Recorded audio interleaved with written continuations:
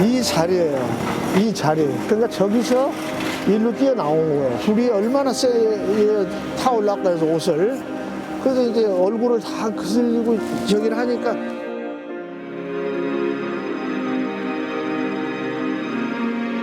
위협 수단으로 머리를 한 차례 욕조물에 잠시 집어넣었다가 내놓았으나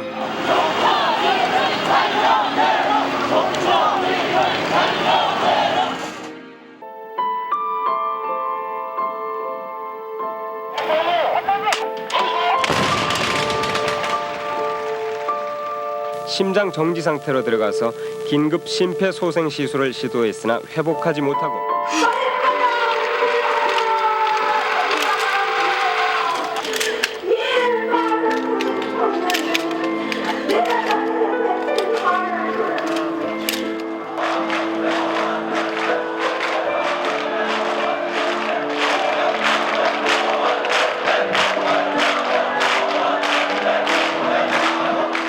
조속히 대통령 직선제 개헌을 하고 새 헌법에 의한 대통령 선거를 통해서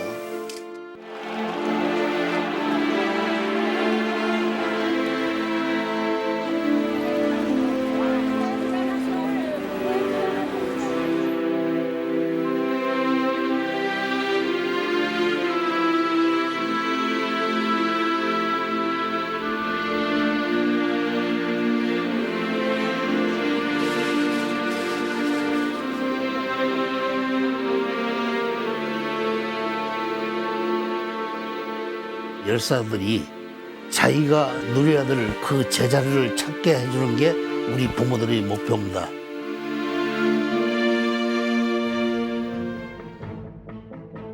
더 좋은 세상을 위해 목숨을 바친 이들을 우리는 열사라고 부릅니다. 민주주의와 인권 같은 소중한 가치는 물론 광장에서 촛불과 응원봉을 들 수 있는 지금 보면 당연한 것 같은 자유까지 오늘의 우리는 수많은 열사들에게 큰 빚을 지고 있습니다. 하지만 국가가 이들을 부르는 이름은 민주화운동 관련 사망자입니다. 더 기가 막힌 건 이들을 죽음에 이르게 한 국가폭력의 책임자 상당수가 아직까지 국가유공자로 인정받고 온갖 예우까지 누리고 있다는 겁니다. 스트레이트는 국가폭력으로 숨진 민주열사 136명 사망 사건의 책임자들을 전수조사했습니다. 탁친이 억하고 죽었다. 반독재 학생운동에 참여한 21살 청년 박종철을 남영동 대공분실로 끌고 가 고문하고 살해한 것도 모자라 거짓으로 조작, 은폐하려 했던 독재 정권. 시신조차 가족 동의 없이 화장했습니다.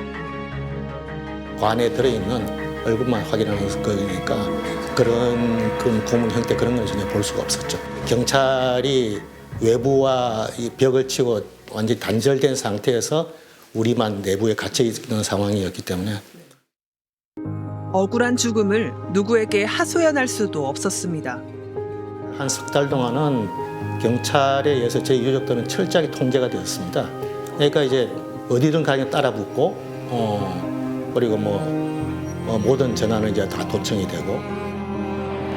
천주교 정의구현 사재단의 폭로를 통해 드러난 진실은 6월 민주항쟁의 불씨가 됐고 군부 독재 정권은 막을 내렸습니다. 가해자들 단죄는 제대로 이뤄졌을까? 직접 고문에 가담한 경찰 5명은 실형을 선고받았지만 대부분 형기를 채우기 전에 가석방으로 나왔고 사건 은폐, 축수를 지시한 경찰 수뇌부는 집행유예로 풀려났습니다. 그리고 대공분실의 홍승상 경감, 탁친이 억하고 죽었다며 날조한 초기 보고서를 작성한 것으로 알려진 그는 유가족 감시와 회유까지 담당했다고 유가족들이 지목한 인물입니다. 제 기억으로는 아버지께서 만나 보셨었고 당연히 이제 아버지한테 이제 그런 소위 말하는 위로금 그런 이야기를 했겠죠. 하지만 검찰은 그를 조사하고도 기소하지 않았고 그는 국가유공자 직위를 유지한 채 승진과 훈장까지 잇따라 받았습니다. 홍정 경감은 2년 전 윤석열 정부가 독립 외청인 경찰청을 직접 통제하기 위해 행안부에 경찰국을 신설하면서 다시 세간의 이목을 받았습니다. 김순호 초대 경찰국장이 과거 학생운동을 하다 경찰에 특채돼 이른바 밀정 역할을 했다는 의혹이 불거졌는데 김 국장을 특채하고 활용한 인물이 바로 홍승상 전 경감이었습니다. 홍 선생님 혹시 암 환자예요, 암 환자. 귀도 안 들리고 아무것도 못해요. 말도 못하고.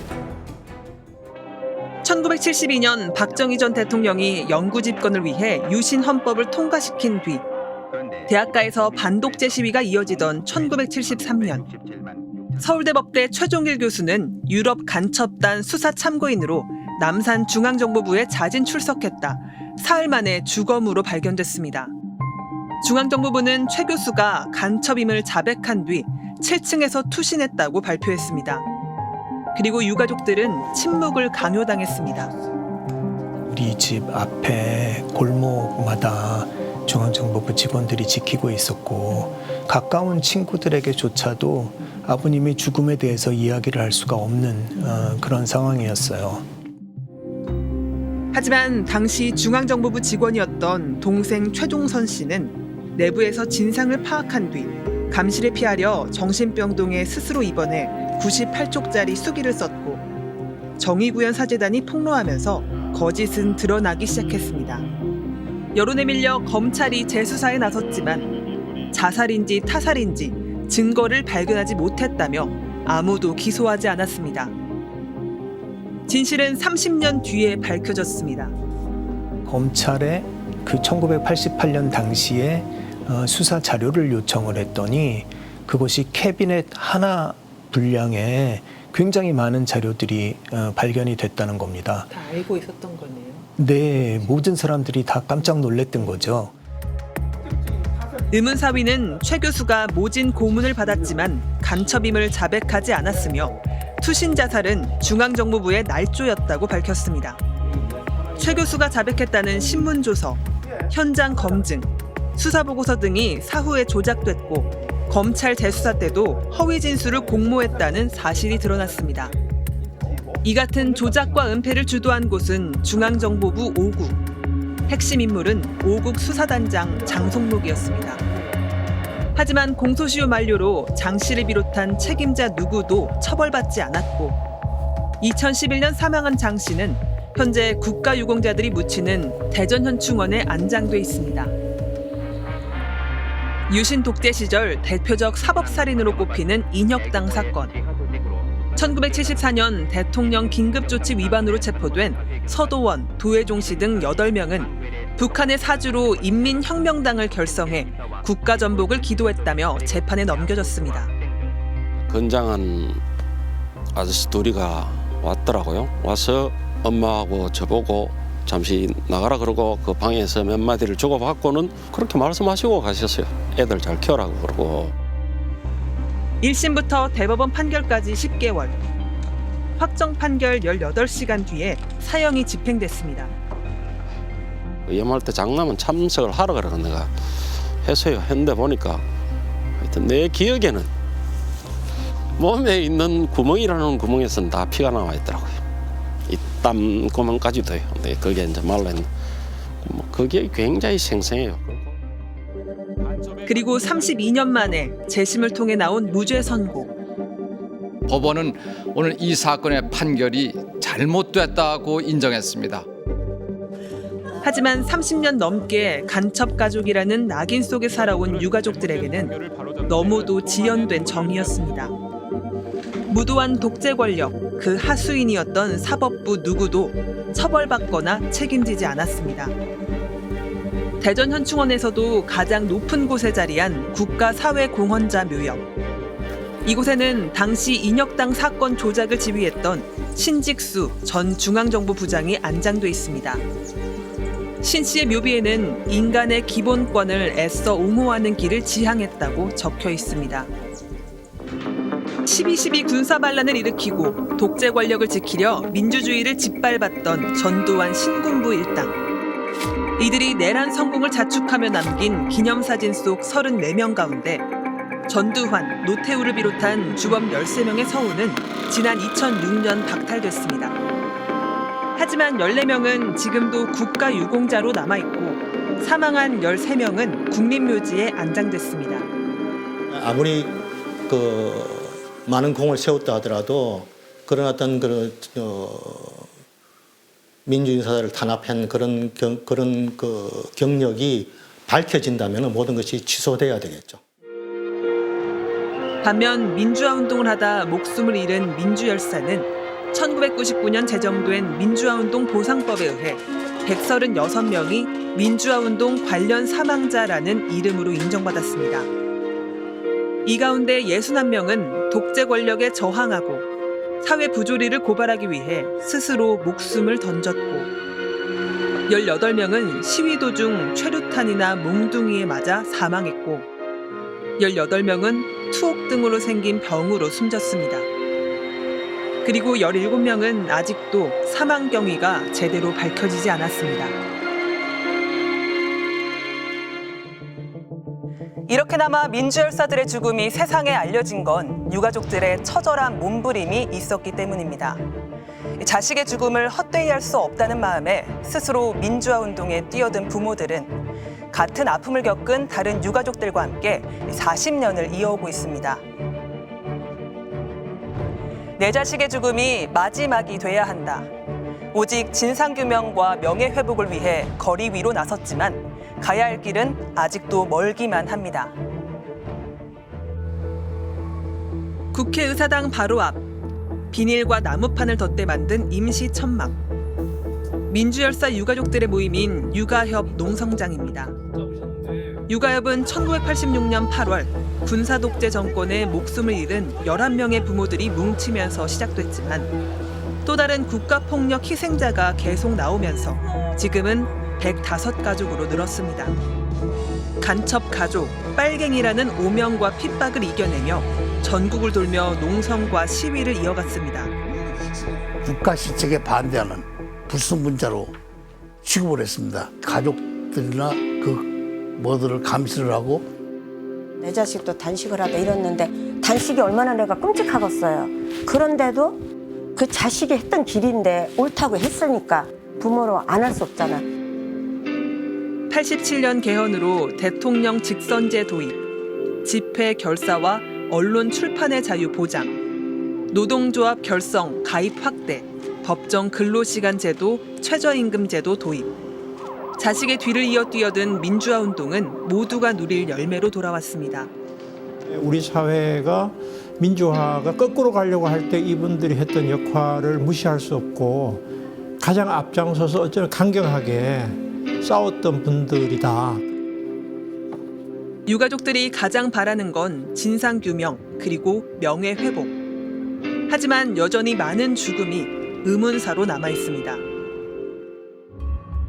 1987년 9월 군입대 넉 달 만에 불에 탄 시신으로 발견된 서울대 84학번 최우혁 군. 학생운동을 하다 입대한 최 군은 보안사의 조사를 받았고 요시찰 대상자에 올랐습니다. 군은 군복무에 적응하지 못해 자살했다며 사건 보고서 3장만 공개했을 뿐 진상은 밝혀지지 않았습니다. 무혐의 문서를 청구했더니 나온 자료가 페이지 넘버가 쪽 넘버 91, 92, 93 3페이지가 나왔어요. 그럼 1부터 90까지 있다는 얘기잖아요. 근데 그거 없다고 그런 거 그게.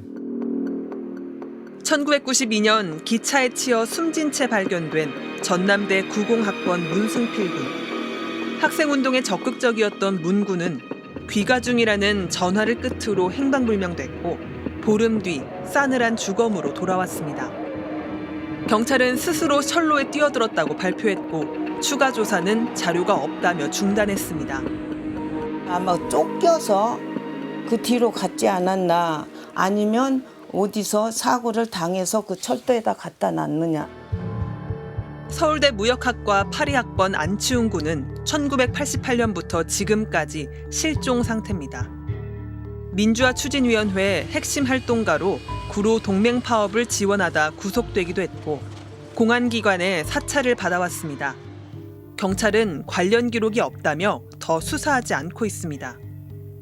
내 생각이 그 사람들이 어떻게 해서 꼬집고 가서 어디서 그냥 하다가 얘가 너무 지친 게 죽여버리는 것 같은 그 생각밖에 안 들었어요. 지난 2002년 의문사위 조사 결과 접수된 의문사 85건 가운데 국가 권력의 개입을 밝혀낸 건 19건뿐. 증거자료 부족, 권한 한계 등의 이유로 법적 판단조차 못 내린 사건이 30건에 이릅니다. 그냥 자발적인 협조를 받는 수준의 법안 가지고 그 사람들 조사했단 말이에요. 경찰, 국정원이 죽음이 박혀지지 않은 사람들의 자료를 내놔야 되는데 안 내놓는 거예요. 명예회복을 위한 길도 멀고 험합니다. 1999년 육아협의 422일 천막농성 끝에 민주화운동 관련자 명예회복 및 보상법이 국회를 통과했습니다. 민주열사들이 처음으로 국가로부터 존재를 인정받게 됐습니다. 하지만 국가유공자도 아니고 민주화운동 관련자라는 꼬리표를 붙여 분류했습니다. 유가족들은 민주유공자법 제정을 촉구하며 다시 천막농성에 나섰습니다. 현재 4.19와 5.18로 한정돼 있는 민주화운동 유공자를 전태일, 박종철, 이한열 열사 등 다른 민주화운동 희생자까지 확대하고 예우도 해야 한다는 겁니다. 군사 정권의 항거함으로써 다시 민주주의를 되찾은 그 죽어간 이분들이 공이라고 난 보고 있어요. 그런데 이분들이 국가유공자가 안 되면 돼야 되지 않습니까? 하지만 법안은 지난 20여 년간 상임위 문턱조차 넘지 못한 채 폐기되어 왔습니다. 보수 정당과 정권에서 운동권의 셀프 특혜, 가짜 유공자 양산법이라며 반대했기 때문입니다. 586 운동권의 기득권 유지하는 운동권 카르텔 특혜법이자 운동권 출신이면 유공자가 되어야 하는 현대판 음서 제도다. 이 같은 주장은 과연 사실일까? 법안에 따르면 민주유공자는 민주화운동 관련자로 공식 인정된 경우로 제한됩니다. 이미 민주화운동 과정에서 사망한 것으로 판정받은 136명에 장애 수준의 부상자 693명을 더해 총 829명만 예우를 받을 수 있습니다. 또 유공자 예우는 본인과 자녀 세대까지 받을 수 있지만 민주열사의 상당수는 미혼 상태로 숨졌고 자녀가 있더라도 이미 장성해 혜택을 더 물려받는다고 보기 어렵습니다. 이번 국회에 발의된 법안에는 다른 유공자 혜택과 달리 임대주택 입주, 교육비 지원, 취업 가산점 등 생활지원 조항이 삭제됐고 최소한의 의료 지원만 남겨뒀습니다. 현금 보상이나 이런 건 없고 한다면 실질 보상이라고 하는 게 의료 요양 지원, 국가유공자에 준해서 그 정도다. 그거는 연간 예산이 20억 정도밖에 안 들어갑니다. 사실상 명예회복의 핵심인 민주유공자법은 지난해 9월 패스트트랙 안건으로 지정돼 오는 3월 본회의 표결을 앞두고 있습니다. 12.3 내란을 막기 위해 국회 앞으로, 광화문으로, 남태령으로 주저없이 달려갈 수 있었던 건 수많은 열사들의 희생을 통해 켜켜이 쌓여온 민주주의의 가치가 우리 안에 오롯이 담겨있기 때문일 겁니다. 이제라도 그 빚을 갚고 국가폭력의 책임을 끝까지 묻는 것은 우리가 해야 할 최소한의 숙제입니다. 공권력의 잘못에 의한 범죄는 시효 없이 수사를 하는 것이 좋다고 생각하고 그 사람들에 대한 그 예우를 박탈해야만 우리 사회에서 정의가 수립되지 않을까.